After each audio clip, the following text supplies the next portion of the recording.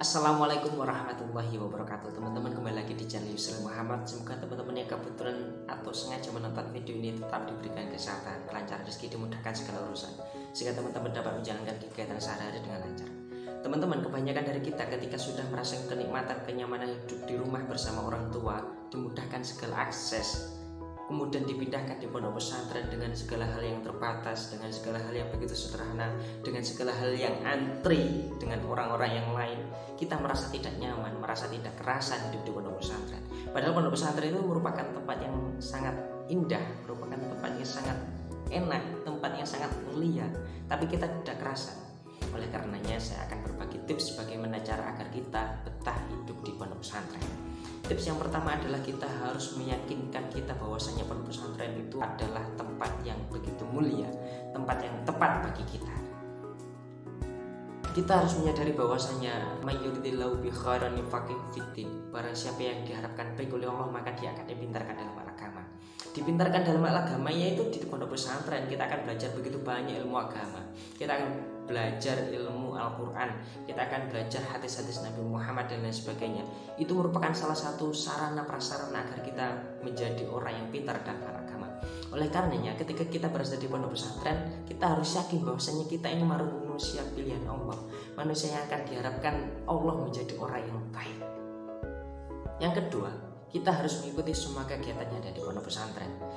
Jangan sampai kita meninggalkan satu pun kegiatan yang diwajibkan kepada kita yang ada di pondok pesantren itu. Karena kalau kita sudah terbiasa, sudah menjadi rutinitas kita mengikuti semua kegiatan yang di pondok pesantren, ya kita akan merasakan suatu kenikmatan, suatu keasyikan ketika kita harus ngaji, ketika kita harus jamaah, ketika kita harus sorogan.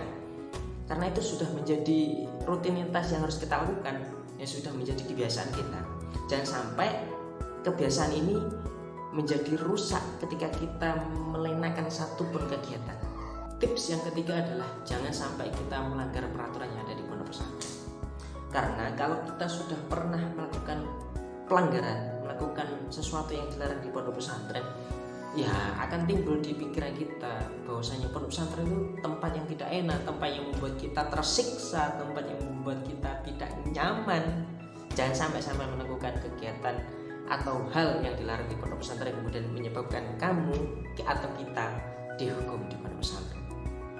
Yang keempat, kita harus tanamkan dalam batin kita bahwasanya orang tua kita memondokkan kita itu dengan jerih payah yang sangat luar biasa.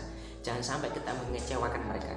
Jangan sampai kita lupakan bahwasanya orang tua kita melakukan usaha yang begitu baik, yang begitu keras agar kita bisa belajar di pondok pesantren. Oleh karenanya ya selalu ingat, jadikan motivasi bahwasanya orang tua kita banting tulang menyekolahkan kita, memiliki harapan yang besar kepada kita kalau kita bisa sukses belajar di pondok pesantren. Itu merupakan salah satu faktor mengapa kita akan semangat ngaji, mengapa kita harus betul-betulan menjadi santri di pondok pesantren. Yang kelima, kita harus pandai-pandai memilih teman. Di pondok pesantren tuh banyak sekali orang, banyak sekali teman yang berada di satu lingkungan pondok pesantren. Memang pondok pesantren itu tempat yang mulia, tempat yang baik, tapi tidak semua orang yang berada di pondok pesantren itu memiliki sifat yang sama dengan kita, memiliki niat yang sama dengan kita, memiliki tujuan yang sama dengan kita. Ada yang tidak baik bahkan, maka kita harus pandai-pandai memilih teman. Ketika kita sudah menemukan teman yang sefrekuensi dengan kita, ya kita melakukan apapun dengan teman itu ya enak-enak aja. Kalau kita sudah menemukan teman-temannya seperti itu, kita akan merasa tidak kesepian, kita akan merasa nyaman melakukan apapun, kita akan merasa punya pendamping untuk sukses di pondok pesantren. Tips yang keenam ini lebih ke orang tua. Doakan anakmu agar betah di pondok pesantren. Doakan dengan setulus hati, usahakan lahir batin agar anak kita sukses di pondok pesantren. Mungkin itu dulu teman-teman, tips dari saya agar kita betah di pondok pesantren.